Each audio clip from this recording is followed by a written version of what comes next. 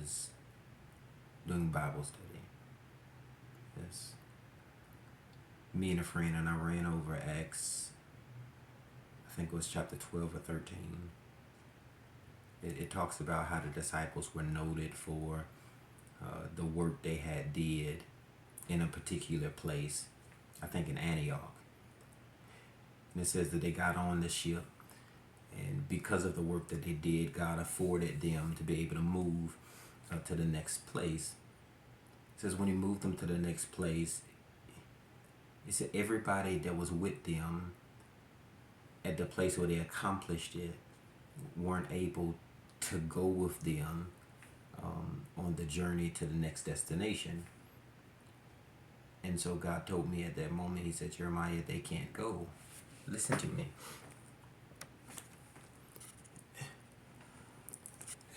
So immediately I started thinking that like this was pertaining to my little family. Why can't Brittany go? I can't the kids go either. I gotta go by myself. And so I carried that, I think, when we moved to Nashville. I didn't even know it when God gave the word that we were going to move.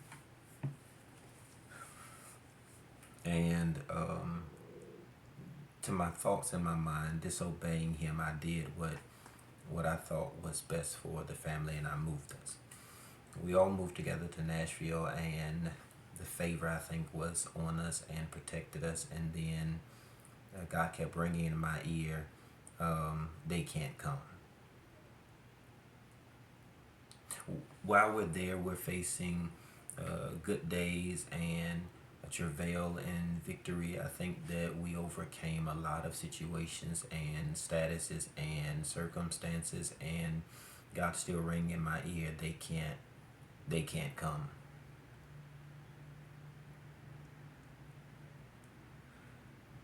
I come back to Huntsville maybe 2 years later, after the storm and the flood and the funeral, after the bond and the court date, after probation and the lawsuit, after the divorce and the separation. I'm just going down a timeline of maybe what these past 2 years have been. After all of that, come to a place, in this morning, God woke me up and said, I told you they can't come. And I thought to myself in the story of Job, when he comes to the place of losing everything, God, what are you talking about now?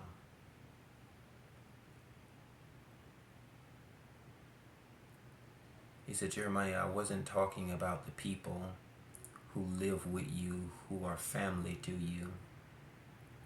I talk about the grudges and the heart hurt that you hold on the inside that you didn't let go. I wanted you to know those prisoners of people that you hold on to, they can't go.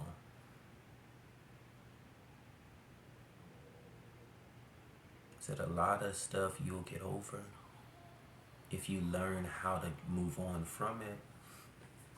And so I thought, you think you're over something, and you think that you don't struggle with something, and you think that just because you're older and can articulate it better, that maybe it don't hurt you that much because you understand why it had to happen when you were a kid, and why this had to go that way, and why people treat you like this, or say this, or why you didn't pass that particular one, or they didn't give you that particular thing, or it may have been for them but it wasn't for you. And you go through all these things in your mind trying to make it okay of why you didn't deal with it, that you're older and can understand it, or that's just them and that's just how they were, or maybe you're just being too sensitive. And God was like, all of those issues that you hold on to, all that stuff that you haven't dealt with, all those people who you say you've forgiven but you haven't, he said they can't come. It's how you walk into your new, holding on to the hurt of your last. And that becomes not your past but your present. It's holding on to the grudges that God don't hold against them, don't hurt them, but they hold you. So he said, I can't give you your next and your new. Why, God, can't you give me my next and my new? Because you keep on holding on to people and places and issues and circumstances that won't let you walk into your new.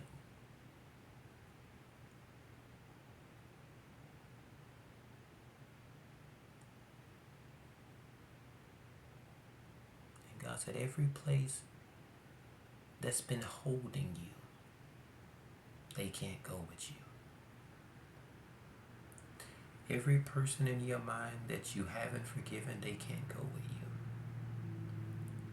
Every place you've been damaged and hurt, or you will hold you and wouldn't let you be free, or to talk about it, or to forgive it, or to let go of it, or to move on from it. So that person, those ideas, those conceptions, those thoughts, so they can't go.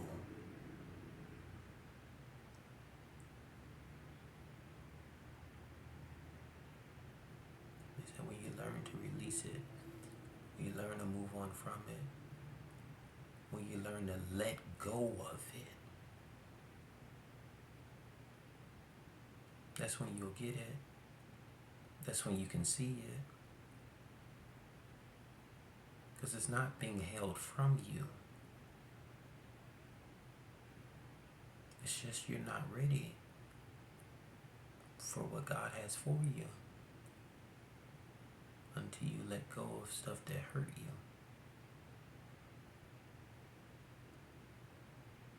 And then the very last thing he said, and I promise I'm going to be out your way.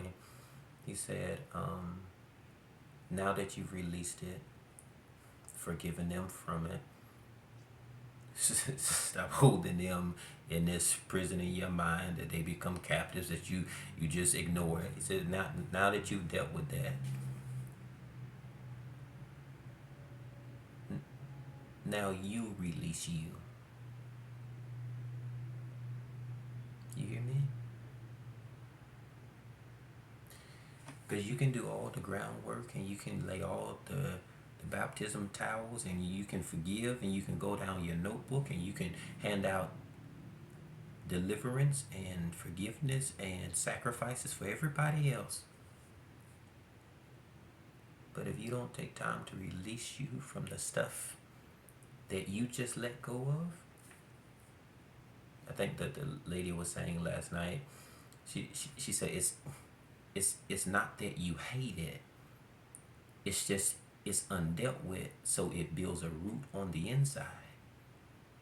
And the enemy comes in with like one hurt from one person and one bad word from this person and one cut in line of that person and one slap from this person, and it's not that it's a whole lot of stuff from one or two people.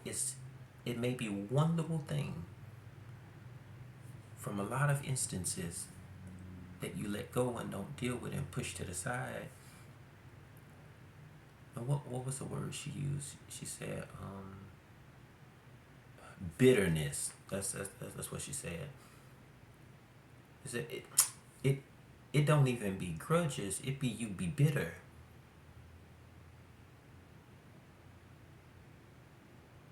That's what she said. She said some man out there is bitter. He didn't forgave it, but he's bitter from it.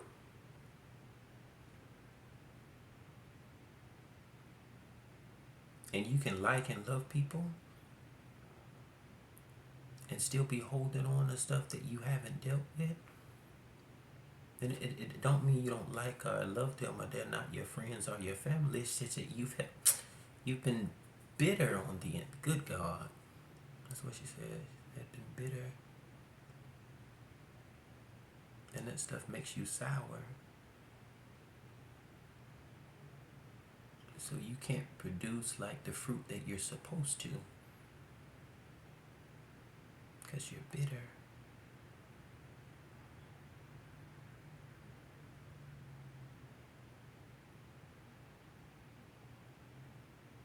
I don't want you to go into those people being like, he here's my timeline. Here's what I want to forgive you for, because I did think about doing that. I calling everybody, I like texting everybody, writing everybody, and I said, well, to see if they did that, I wouldn't have the time to sit back and watch all that, listen to all that. Be like, all right, can you email it to me? And ain't nobody got time for all that. What you do is just let it go in your head. You can't infringe on somebody else's space of what they done moved on from. You held on to, then you want to come and be like, I'm gonna have a AAA moment, not AAA moment, but AA confession moment. You can't take them folk day and them folk lives like that. You do it privately with yourself. So I forgive me and them and that and this, and yeah, that hurt, but I'm dealing with it today. And I didn't like when they said this, and I don't like how I felt about that. And you just go down your list to you. And when you forgive and let go and release it, then you'll let go of the bitterness from it, and then you move on to the next. And then she said something, and I promise I'm done. She said, when you let go of it,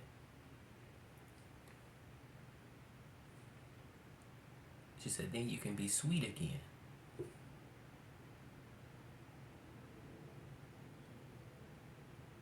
I'd be wondering, like, God, why ain't nothing working out? That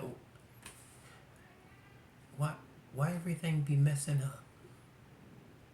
Why don't nothing come through and this be denied? Why don't be approved? Because you're sour. Everything you produce is rotten. Good God. God, make me sweet again.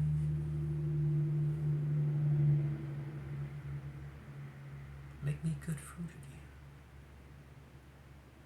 So that everything you produce isn't just rotting and dying, but it's life-giving and producing. People can live off of it and gain life from it. A year ago, God told me they can't go. 2 years ago, he rang in my ear when we were on the mountaintop of pivotal, I think, success in our business. God said they can't go. 3 years ago, when we were on the verge of the brink of something that we did not know, had no idea what we were about to walk into, God said they can't go. This morning I come here to find out that they still can't go. So I release it and I let it go. Wishing you the same thing. Let that stuff go.